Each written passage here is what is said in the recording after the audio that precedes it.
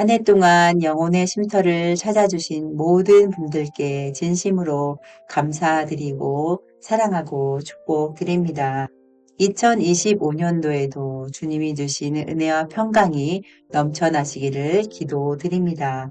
오늘 들려드릴 창세기 43장과 44장 말씀은 애굽의 총리가 된 요셉은 자신의 정체를 감춘 채 막내 동생 베냐민에 대한 형제들의 우애를 확인하는 내용입니다. 자, 그럼 창세기 43장과 44장 말씀을 들려드리겠습니다.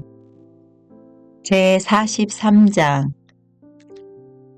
가나안 땅에는 아직도 가뭄이 계속되었습니다.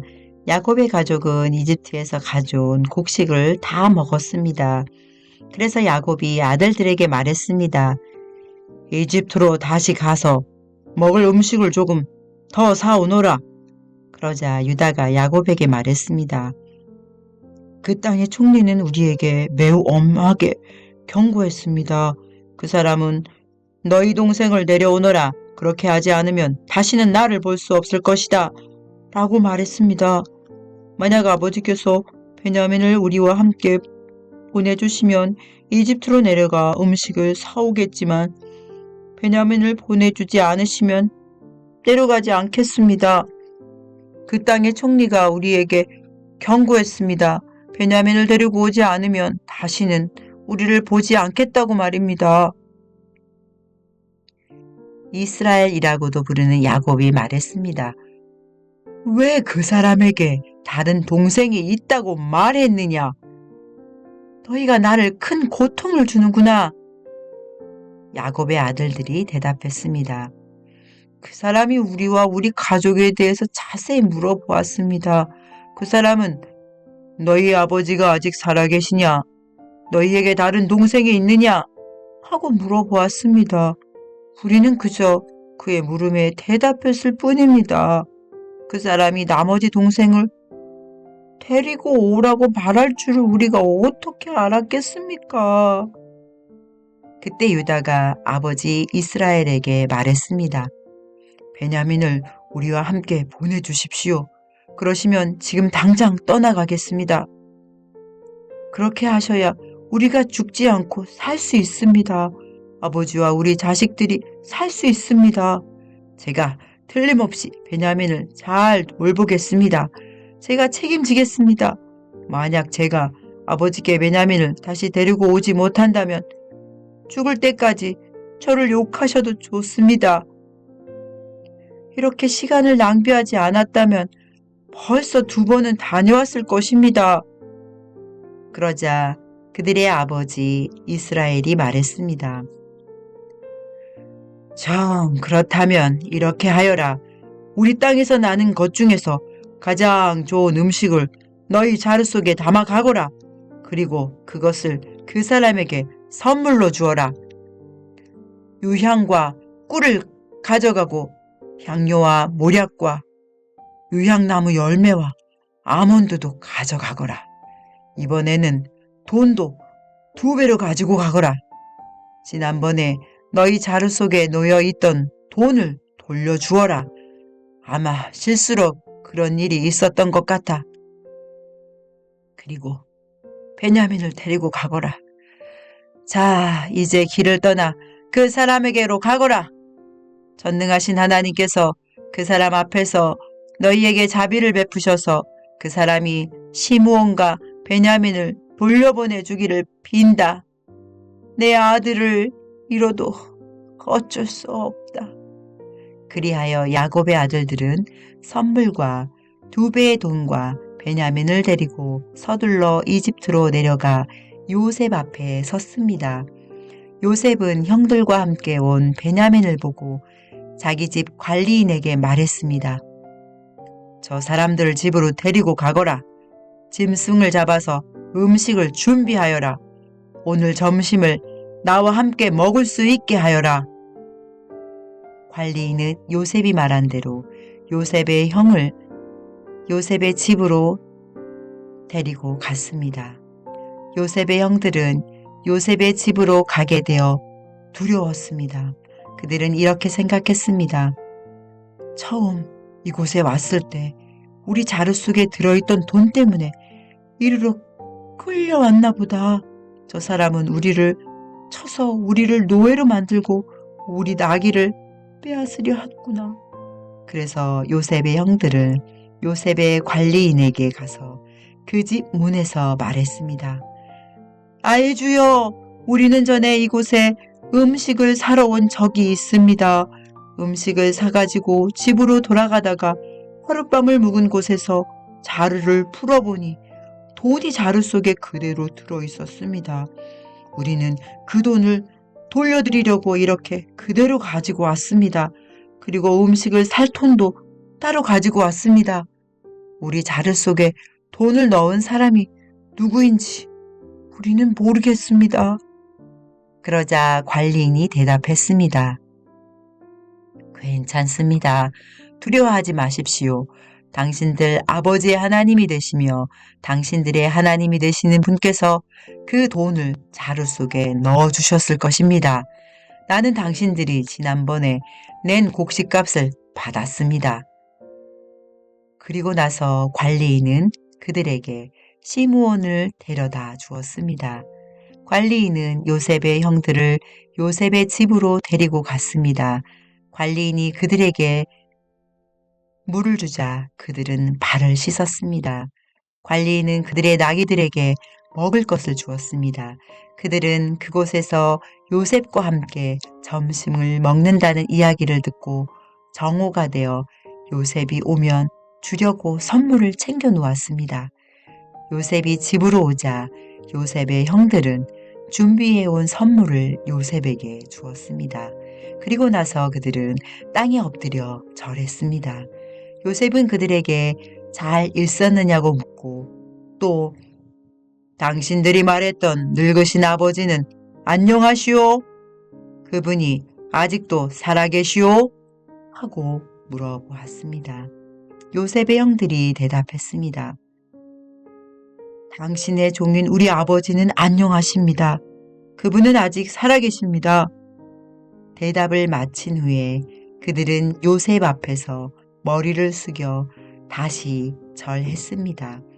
그때 요셉은 자기와 어머니가 같은 친동생 베냐민을 보고 저 사람이 당신들이 말했던 그 막내 동생이요? 라고 물었습니다. 그리고 나서 요셉이 베냐민에게 말했습니다. 얘야, 하나님께서 너에게 은혜를 베푸시기를 바란다. 그 말을 마치고 요셉은 서둘러 자리를 떠났습니다. 요셉은 자기 동생 베냐민을 보니 눈물을 참을 수가 없었습니다. 그래서 요셉은 자기 방으로 가서 울었습니다. 요셉은 울음을 그친 후에 얼굴을 씻고 밖으로 나왔습니다.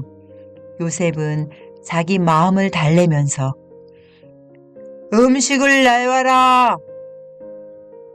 하고 말했습니다. 그러자 사람들이 요셉의 상을 따로 차리고 요셉의 형들의 상도 따로 차렸습니다.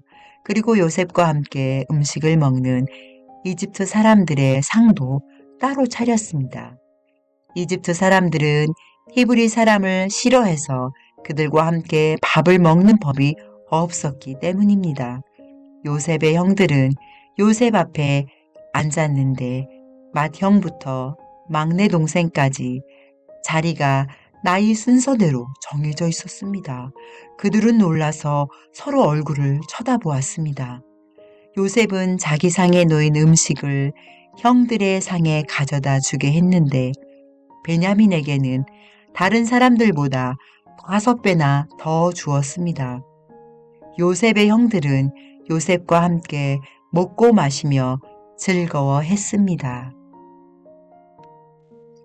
제44장. 그 후에 요셉이 자기 집의 관리인에게 명령을 내렸습니다. 저 사람들의 자루에 곡식을 넣을 수 있는 대로 넣어라. 그리고 그 곡식 자루 속에 돈도 넣어 주어라. 그리고 내 은자를 저 막내 동생의 자루에 넣어라. 그리고 그 자루에 돈도 넣어라. 관리인은 요셉이 말한 대로 했습니다. 새벽이 되어 형들은 나귀를 끌고 길을 떠나게 되었습니다. 그들이 성을 떠난 지 얼마 되지 않아서 요셉이 자기 집의 관리인에게 말했습니다. 그 사람들을 뒤쫓아라. 그 사람들을 붙잡게 되면 왜 선을 악으로 갚느냐? 너희들이 훔친 자는 내 주인이 술을 마실 때 쓰는 것이다.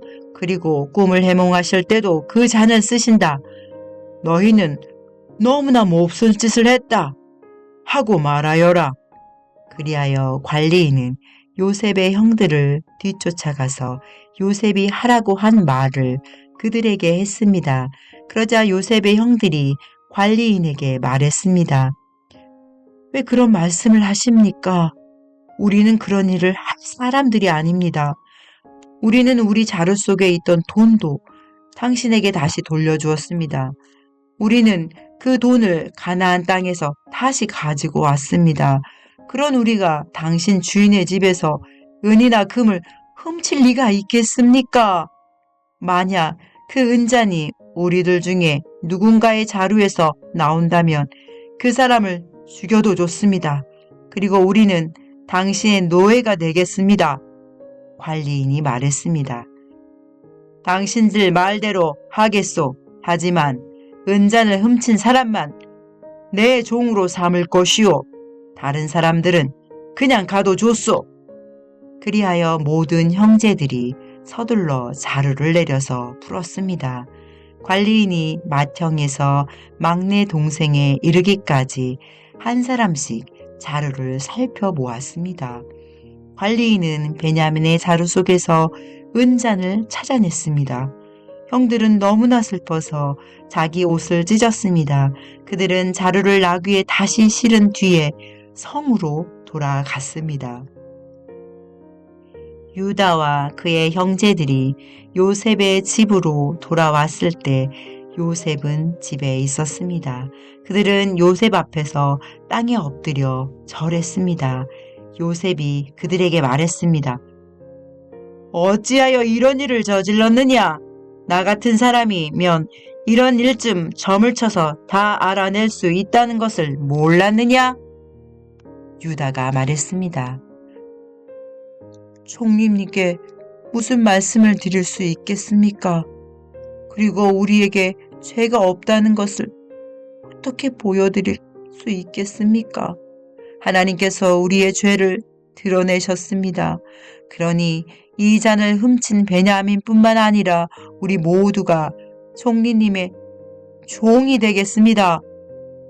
그러나 요셉이 말했습니다. 그런 일은 내게 있을 수 없다. 오직 은잔이 그 짐 속에서 발견된 사람만이 내 노예가 될 것이다. 나머지 사람들은 자유롭게 너희 아버지에게로 돌아가도 좋다. 그러자 유다가 요셉에게 나아가서 말했습니다. 총리님께 한 말씀 드릴 테니 허락해 주십시오. 제발 저에게 노여워하지 마십시오. 총리님은 파라오만큼이나 높으신 분입니다. 전에 저희가 여기에 왔을 때 총리님은 너희에게 아버지나 다른 형제가 있느냐? 하고 물어보셨습니다. 그때 저희에게는 늙으신 아버지가 계십니다.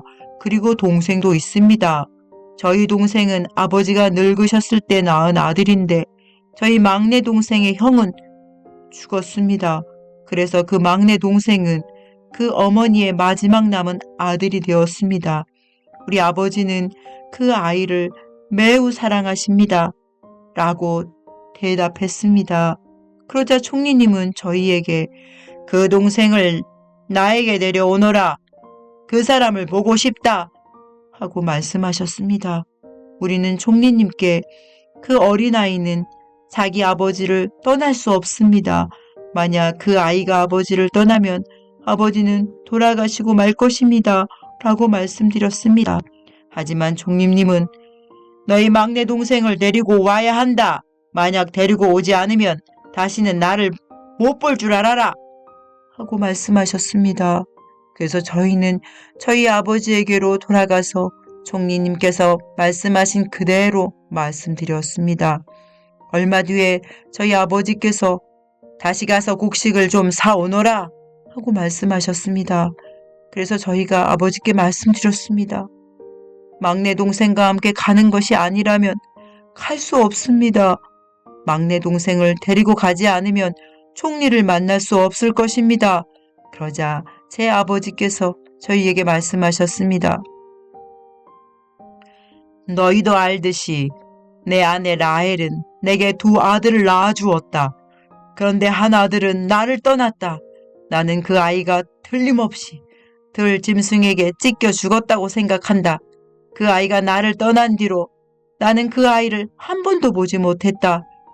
그런데 너희가 이제는 이 아이마저도 내게서 빼앗아 가려고 하는구나. 이 아이에게 어떤 좋지 않은 일이 일어날지 모른다. 그렇게 되면 나는 죽을 때까지 슬퍼하게 될 것이다. 그러니 저희가 그 막내 동생 없이 집에 계신 아버지께 돌아가면 어떤 일이 일어나겠습니까?